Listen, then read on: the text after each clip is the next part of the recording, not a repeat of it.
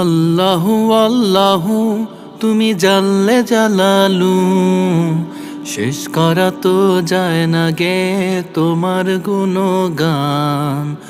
আল্লাহু আল্লাহু তুমি কাদের গাফফার, তুমি জলিল জব্বার, অনন্ত অসীম তুমি রহিম রহমান। আল্লাহু আল্লাহু